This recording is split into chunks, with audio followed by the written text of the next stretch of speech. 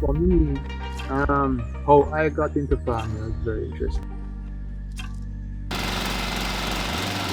So my background is really technology and entertainment. There's no connection or no link with agriculture in that None field. whatsoever. I didn't even. I think the first time I germinated a seed was April of 2014.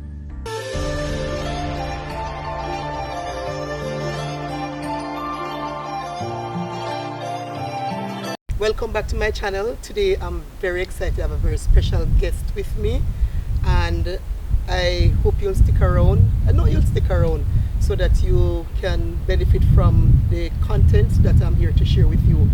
I am here at this real beautiful picturesque scene near the Monique area. I am actually at Grierfield Great House, and it is owned by Aloun Assamba, former member of parliament of this constituency, Southeast St. Anne, and she's also the former Minister of Tourism and former High Commission to London, it is right? I have here with me her son, and is Domonic Strachan. Did I get that pronunciation right? I got it right. All right, definitely, thanks. And he is the operator of Grierfield Farm. Grierfield Farms. Grierfield Farms. And definitely we are here to check out his farm and to find out what this great house and this great farm has to offer to us as a community and Jamaica in general. One thing that I am interested in before we get to the root, the meat of the matter, is you allow for tours on your farm, right? Yeah, man. Tell us about that. Well, prior to COVID, we had all intentions of expanding our ability to provide tours on the farm. Um, we started off by opening it up to school students. It was our understanding, pretty much by chance, that someone in the Ministry of Education had put our farm as one of the farms that grade 5 students should take a tour of to understand organic farming and natural farming. Very good. Right. We didn't get a call on that, but we appreciate anyway. It gave us an opportunity to pass on whatever knowledge or whatever information we could in the way we produce the food itself. Okay. Right? Because we are a commercial farm. We do the best we can, but not the best we can. We do all we can to grow the food in a clean way and in a sustainable way. We pride ourselves on trying to be a sustainable, natural, chemical-free farm as best as possible by employing different techniques that we've researched on the internet, YouTube being our main source of information. Okay. So we had every intention of expanding it to adults, possibly even individuals who are coming in on cruise ships, and families that were looking for something to do, especially during the summer. That was the plan for summer of 2020, but of course, COVID got the better of I don't us. think anybody is, and this is definitely living under a rock, I don't think anybody is unaware of all the changes that It's taking place. has taken place because of COVID. So we've had to put that on hold for the time being, and we just focus our attention on expanding the farm as much as we can and expanding our markets. Understood. One interest I have, knowing the background of your mom, and in general, persons who serve in a certain capacity, they normally push their children to go into law or medicine. I'm just curious to know how you ended up in farming. It's a series of very interesting stories. Okay. Many people didn't know that my mother's first career direction was agriculture. Okay. Right? That changed when she got the opportunity to work with Ronnie Thwaites at the Legal Aid Clinic. and then she developed an interest in law, which she eventually became a lawyer, Okay. and that set her on the path that she's in. I didn't know this until I was well in high school. Right, I was taught that she wanted to be a lawyer, and that was it. But I didn't know that her original pursuits or original intention was to go into agriculture in some way, shape or form. Mhm. But for me, how I got into farming was very interesting because when we when we bought this property and we moved down and everything, my grandmother and grandfather was with us. He came, and at the time I think I was 18, 19, just started working, just start work, have a car, I'm able to move around, I earn a little money, everything was nice, and it was in the tech world. It was for a company called CompuWorks Multimedia. It was my first job out of high school. Um, if Mr. Lawrence is watching, thank you. He gave me the first. He gave me Big up my Mr. first. Lawrence. He gave me my first job. I became a computer technician. So that was the first thing I started with. Okay. Also, used to put on little parties here and there, so I was kind of in the entertainment business. And my grandfather at the time said to me, we should look at going into agriculture. Look at the place that we have. We have the space, we can do something. And of course, being young and you won't call it stupid. You didn't really listen to what he said. Okay. And I said, no, world right now is going into computers. That was the phrase at the time, computers. Now everybody's going into tech. Right. And I kind of laugh it off and I say, I have no interest whatsoever. So years go by, decades go by, and a friend of mine came to me with an idea. We had started a ornamental fish program. Okay. Back here. As a matter of fact, I think we did the pilot program for the USA ornamental fish program. Okay. Here. Yeah. They did it here to introduce it to people and so forth, and we had all the equipment left over from it. So he approached me. He was not really approached me for anything. He was just telling me about this way of growing food using fish called aquaponics. Okay. Where you set up a system and the fish provide the nutrients for the food, and the food, whatever you're growing, leafy greens, whatever. So yeah, the food web kind of structure. Similar, right. You actually create a food web or an ecosystem within the water system. So the fish provide the nutrients for the food filters the water for the fish because it removes all the ammonia, nitrates, and nitrates from the system. And once you get the system functioning, it basically creates its own balance. You just need to check it from time to time. And it's a very efficient way of growing food. It's aquaponics, a lot of people try to describe it as a combination of aquaculture and hydroponics, but really aquaponics is a subset of hydroponics. Right? The hydroponics is growing food in a soil-less media. Right? So you're not growing the food in soil. So he told me about it, and I said, we have all these tanks. Let's try it. So we tried it, and we started off with that structure that you eventually see back there. As a test to see if we could build an aquaponic system with materials you could find in a local hardware store. Question: You have many of those systems in Jamaica. Is the first I'm hearing of it? You have a few that do it, but you'd more likely come across a hydroponic system and not an aquaponic system, where they're using the fish as a primary source of nutrients. Right? With the hydroponic system, you mix the nutrient solution, you get it in the tank, you put in the pump, you circulate it around, and it go. Most people are familiar with hydroponics, but aquaponics, it's another form of it. And the advantage for it, especially for backyard growers, if they want to get into growing food in that way, it provides you with food, and also a protein source because you can also eat the fish that's in the system. Okay. Just that if you're not into freshwater fish, then it might be an issue. But there is a protein source, so you can literally grow a balanced diet using an aquaponic system. Understood. Right? Nicely explained. All right. Thank you.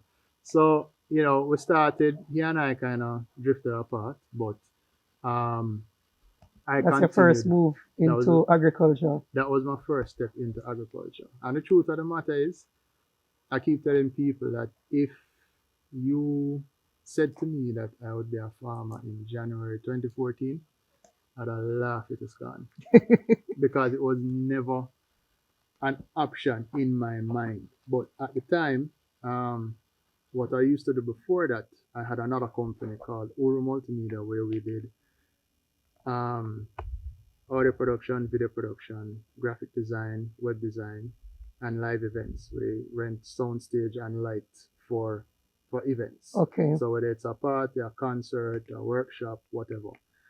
So that was my background. Prior to that, I was in school in the States and I worked with an on-campus organization where we were responsible for on-campus events. So my background is really technology and entertainment. So I realize. I've the only And there's training, no connection or no link with agriculture in that none field. whatsoever. I think the first time I germinated a seed was April of 2014. No, lie. It was in high school, but it was for integrated science. Okay. You're doing the PE. Class. It was for integrated science class in first form, where you do Germinate the PE, you right? put in a jar and Yeah. with my son. Okay. Just to show him what germination was. Okay. That was the first time, but that was for school. First time I ever germinated a seed, where I went and I got the seed tray. I went and I got the soil mix and everything, put in the seed tray, buy seeds to try and germinate was April of 2014. First time ever. And since then, it's just been a learning experience because with no background in agriculture, I bet you rely a lot on YouTube, right? listen, Do you?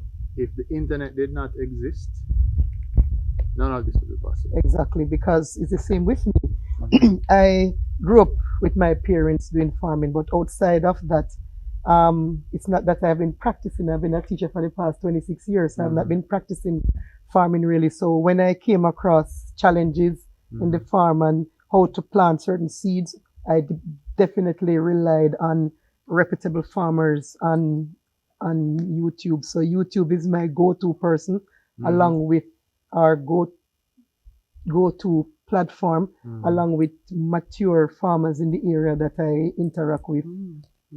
No, I understand. And the truth be told, when you look at it, never in the history of mankind have we literally had information at our fingertips. True.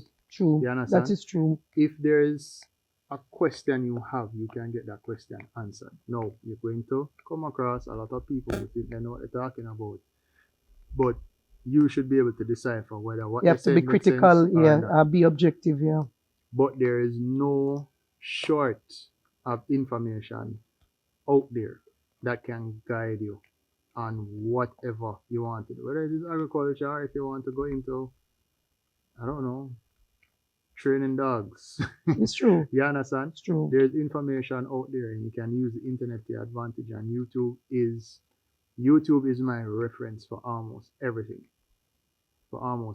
So through trial and error, through my experiences with the various jobs I've done over the years, before I left Jamaica to go to school, while I was there going to school, since I've come back, I've pretty much brought everything together in operating this farm. Okay. Tried to integrate manufacturing process, not manufacturing, but try to put in some of those controls that you would find in a company that would manufacture a product. Try to integrate that here with how we grow, with the timing of when we plant the seeds versus when we transplant the seeds, what seeds we transplant, what seeds we plant directly into the soil, how we market ourselves on the internet. We started everything online. We started by generating a mailing list using MailChimp, and we did all our promotions and everything through Facebook, Twitter, and Instagram. And now we've developed the site where you can place your order online and have it delivered to you depending on which location you're in. Because we don't So in essence, 'cause that was, you have just answered one of the questions that I had in mind to ask about how you market the produce that is on the farm. You touched on it a bit, so you could just expand on it.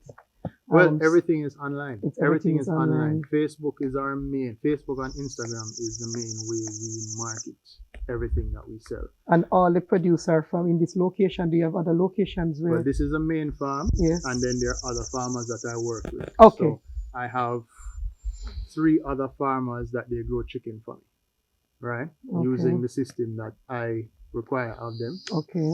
Same thing, you have another farmer that I get eggs from time to time, using the same system that we use here. Same thing with other produce. So that's how you maintain quality control. That's how we maintain quality control. Okay. Total about how long now you have been doing farming? We started work November of 2014. Also from 2014. So now we're in 2021. So we're talking about 5 years, 6 years. 5 to 6 years. No. Okay. What, 5 going 6 going 7. Right. Is 6 going 7? Yeah, 14 and 6 are 20. Oh, yeah, you're 6 right. going 7. 6 going 7 years. Right. You're right. Because the first sale we did was April of 2015. Okay. So from November 2014 to April, between that time we built the greenhouse, we got the aquaponics system operational, put in our first crop, and we were able to harvest. I mean, with a couple of trial and errors, we were able to harvest our first saleable set of crops in April, and that's when we pretty much did our first sale, and it wasn't so bad. I mean, you start out small and you grow from there.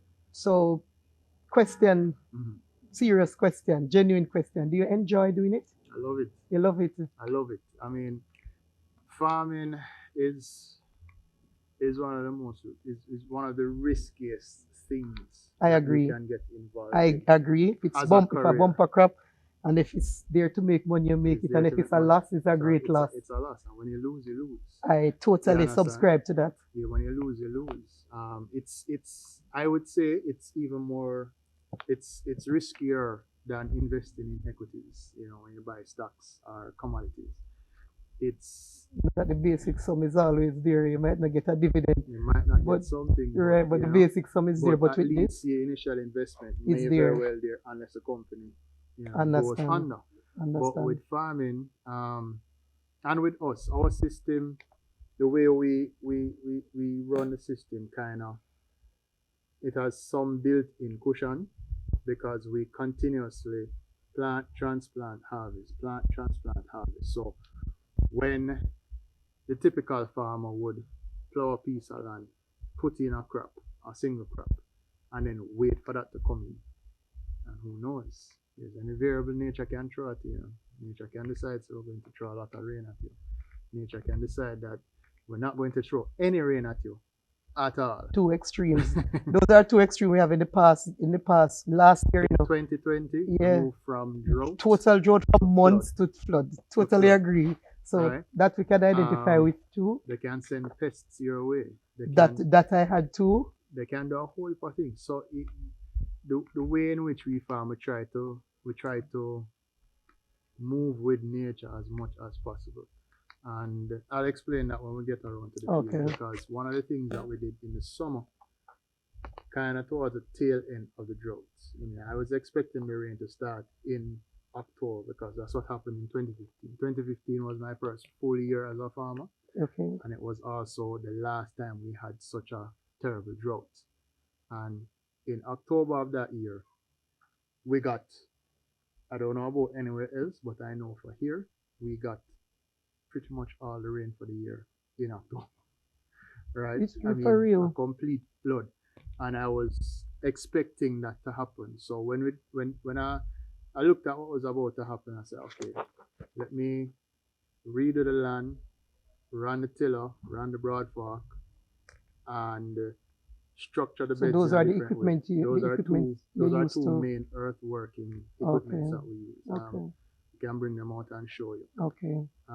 One of them made, or we got made. One of them we got, Okay. and we restructured all the beds, restructured all the main field, and at the end of the rain, all our soil stayed where it was.